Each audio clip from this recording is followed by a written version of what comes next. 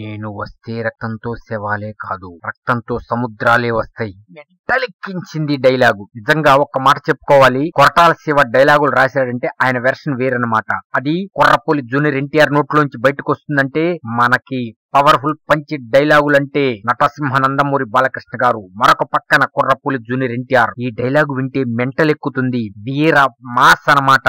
అసలు తట్టుకోలేకపోతున్నారు. Trailer release కి ముందే డైలాగు సోషల్ మీడియాలో హల్చల్ చేస్తుంది. అయితే ఇది సినిమాలో డైలాగా వీళ్ళు సొంతగా రాశారనేది అర్థం కావట్లేదు. గాని నేను వస్తే రక్తంతో శవాలే కాదు, రక్తంతో సముద్రాలు వస్తాయి.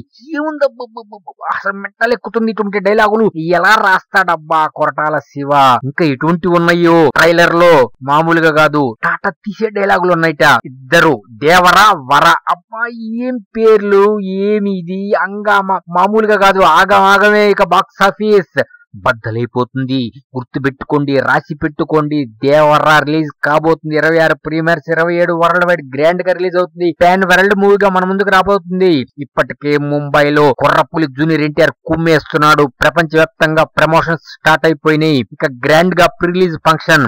ఏందబ్బా అసలు మెంటల్ ఎక్కిస్తున్నాడు. అటు కొరటాల శివ, ఇటు కుర్రపూలి జూనియర్ ఎన్టీఆర్ పోటా పోటీనే. ఎందుకంటే డైరెక్టర్ ఏ విధంగా చెప్తాడో అంతకంటే ఎక్కువగా చేయగల స్టామినా ఉన్న నటుడు కుర్రపూలి జూనియర్ ఎన్టీఆర్. ఇప్పుడు ఈ డైలాగు నేను కొడితే రక్తంతో శవాలే కాదు, రక్తంతో సముద్రాలే వస్తాయి. ఈ డైలాగు చాలు సినిమా బ్లాక్ బస్టర్ చేయడానికి. రాసి పెట్టుకోండి పక్కా.